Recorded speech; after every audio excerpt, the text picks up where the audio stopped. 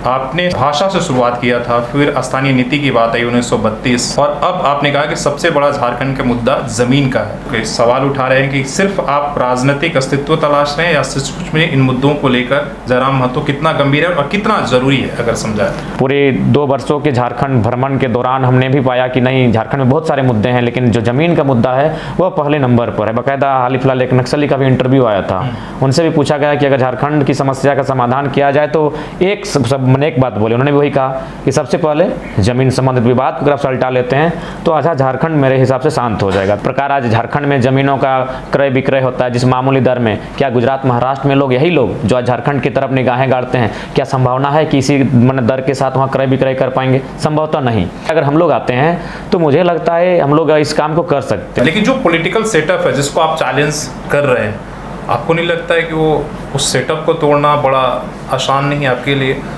बिल्कुल, इस सच्चाई को स्वीकारना होगा। हम लोग जिस सिस्टम को चैलेंज करने के लिए निकले हैं, चुनौती प्रेजेंट कर रहे हैं, उस सिस्टम को हिला पाना कठिन है। और हमें इसलिए लगता है कि इस काम को कर सकते हैं क्योंकि जो भी हमारे एमएलए एमपी होते हैं इनको कॉर्पोरेट फंडिंग करती है, तो स्पष्ट जानते हैं कि सबसे ज़्यादा चंदा अगर आज की डेट में जाता है तो उनकी पार्टी को जाता है, बीजेपी को जाता है, तो फिर कैसे बोलेंगे इन बातों को? तो इसलिए हम लोग कुछ नया नहीं करेंगे। हम लोग बस ये, अगर कॉर्पोरेट फंडिंग ना लें, अगर हम लोग क्राउड फंडिंग के माध्यम से अगर चुनाव जीत जाते हैं तो मुझे लगता है कि हम लोग सदन में बेहतर तरीके से बात को रखेंगे। तो मुझे लगता है पूरी तरह से नहीं, लेकिन 2024 का जो चुनाव होगा उसमें कुछ प्रतिशत बदलाव होगा और उसका परिणाम सुखद होगा। नमस्कार, सुशल संवाद में स्वागत है। मैं शशि भूषण, हमारे साथ जयराम महतो हैं। किसी पहचान की ज़्यादा भूमिका की जरूरत नहीं है, आप सभी झारखंड और झारखंड के बाहर लोग जान गए हैं इनकी क्या परिचय है। पिछले 2 सालों से जिस तरीके उन्होंने भाषा से लेकर खतियान से लेकर स्थानीय नीति तक कई मुद्दों को उन्होंने उठाया, तो सबसे पहले बातचीत करने के लिए आज बड़ी ही मुश्किलों के बाद, आप देख रहे हैं थके हुए, इन्होंने टाइम दिया है। तो सबसे पहले बातचीत करने के लिए आपको जोहार, स्वागत है। आपका भी धन्यवाद, जोहार, आपका भी स्वागत है। सबसे पहला सवाल यह है कि आपने भाषा से शुरुआत किया था, फिर स्थानीय नीति की बात आई 1932, फिर आपने 60-40, और अब आपने कहा कि सबसे बड़ा झारखंड का मुद्दा ज़मीन का है, विस्थापन का मुद्दा है। तो क्या इन मुद्दों के सहारे लोग सवाल उठा रहे हैं कि सिर्फ आप राजनीतिक अस्तित्व तलाश रहे हैं या सचमुच में इन मुद्दों को लेकर जयराम महतो कितना गंभीर है और कितना ज़रूरी है, अगर समझाए? देखिए, सबसे पहले हम लोग भाषा आंदोलन को लेकर हम लोग का उदय हुआ था। जब भाषा आंदोलन में हम लोग का उदय हुआ तो जब हम लोग सभाएं करने लगे, लोग सभाओं में जुटने लगे और मतलब समस्याओं का कुछ छोटा मोटा समाधान जब होने लगा तो धीरे धीरे लोग उम्मीद लगाने लगे।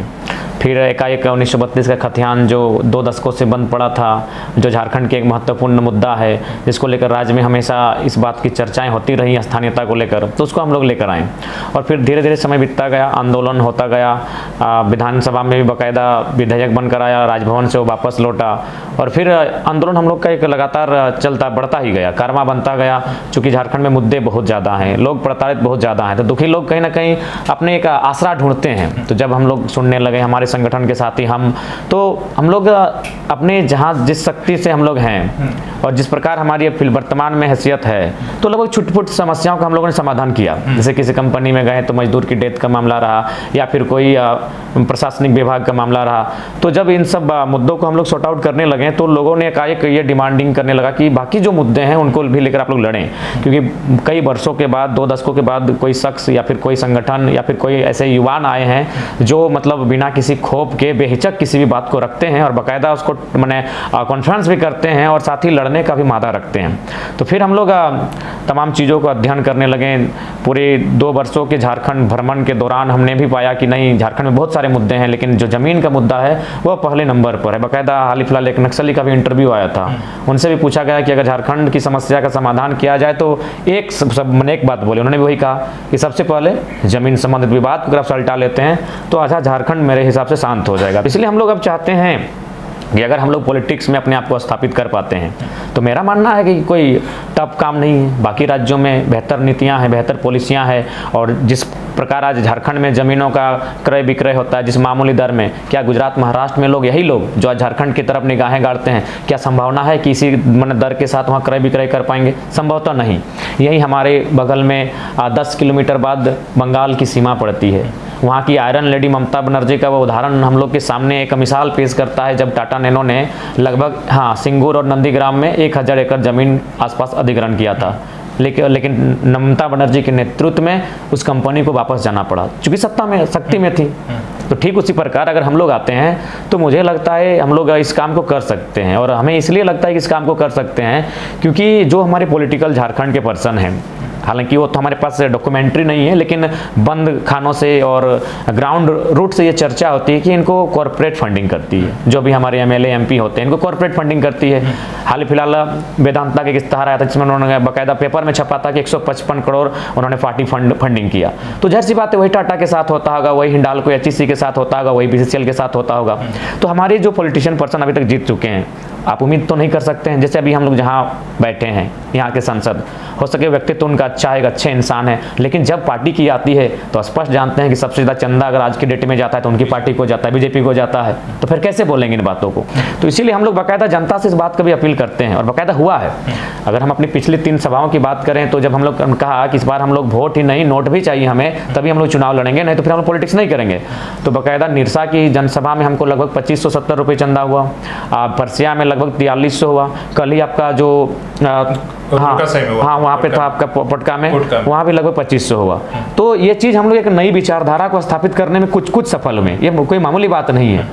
तो हम लोग अगर इस विचारधारा को स्थापित कर लेते हैं कि हम लोग कॉर्पोरेट फंडिंग नहीं क्राउड फंडिंग से चुनाव जीतेंगे, तो हम लोग को कोई डर नहीं लगेगा कि हम लोग टाटा की माने जो सच्चाई है उसको दुनिया के सामने रखें, बीसीसीएल की जो दमनकारी नीतियां हमारे साथ हो रही हैं उसको दुनिया के सामने रखें। बाकायदा हाल फिलहाल अगर आप भी हमको 1 मिनट का समय दे तो मैं बाकायदा टेलीफोन में भी बाकायदा डॉक्यूमेंट्री के साथ बात करूंगा कि एक यूपीएससी अधिकारी हैं, ये यूनियन पब्लिक सर्विस कमीशन के अधिकारी हैं, उन्होंने मुझे टेलीग्राम में मैसेज किया है। मैं उनका नाम नहीं लूँगा कि सरकारी आदमी हैं, और जाहिर सी बात है उनके साथ कुछ चूँकि हमारे साथ जो भी लोग जुड़ते हैं उनके साथ ऐसी घटनाएं घटती हैं, वही लोग पहुँचते हैं हाँ अपना दर्द है।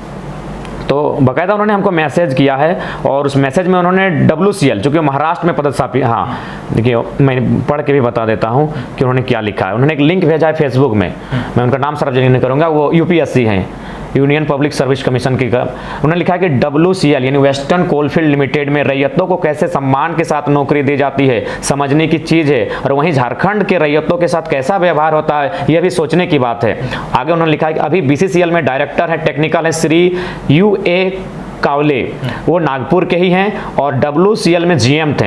पिछले ही 2022 में डायरेक्टर बनकर BCCL यानी झारखंड आए हैं। तो उनसे आप सवाल कीजिए, वो हमसे कह रहे हैं, वो यूपीएससी के अधिकारी हमसे कह रहे हैं कि आप उनसे सवाल कीजिए कि जब वो यही महाराष्ट्र में काम कर रहे थे GM के पद पर तो बेहतर तरीके से काम किए, लेकिन जब आप झारखंड चले जाते हैं BCCL में, जब आप वहाँ भी बन के अधिकारी जाते हैं तो वहाँ गलत तरीके से दमनकारी नीतियों के साथ कार्य क्यों करते हैं। तो इसलिए हम लोग कुछ नया नहीं करेंगे, हम लोग बस ये अगर कॉर्पोरेट फंडिंग ना लें, अगर हम लोग क्राउड फंडिंग के माध्यम से अगर चुनाव जीत जाते हैं तो मुझे लगता है कि हम लोग सदन में बेहतर तरीके से बात को रखेंगे, और जब सदन में इस बात को रखा जाएगा तो दुनिया को भी आभास होगा, पूरे भारतवर्ष के लोग भी इस बात को जानेंगे कि झारखंड के साथ किस प्रकार से दमन किया जाता है। देखिए जो आपने दर्द उठाया उसमें कहीं दो राय नहीं, इसलिए झारखंड में जहाँ भी कॉर्पोरेट है, जहाँ भी इंडस्ट्रियलाइजेशन हुआ, वहाँ पर जो लोग स्थापित हुए उन्हें उस तरीके से हक और न्याय नहीं मिला।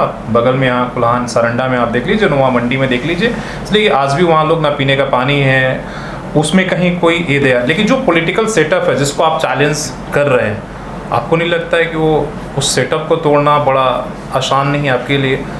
बिल्कुल, इस सच्चाई को स्वीकारना होगा। हम लोग की आयु कम है, अनुभव कम है, राजनीति में तो हम लोग खुद को नौसिखिया मानेंगे। अगर हम लोग कोई बड़ा दावा करते हैं तो मुझे लगता है वो दावा मतलब धरातल पर सही नहीं होगा।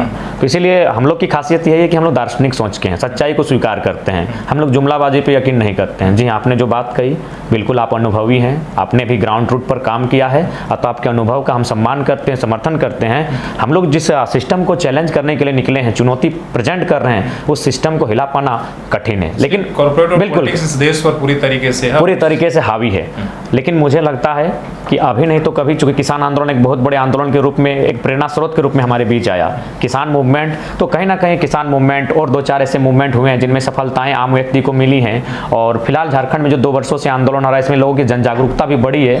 तो मुझे लगता है पूरी तरह से नहीं, लेकिन 2024 का जो चुनाव होगा उसमें कुछ प्रतिशत बदलाव होगा और उसका परिणाम सुखद होगा।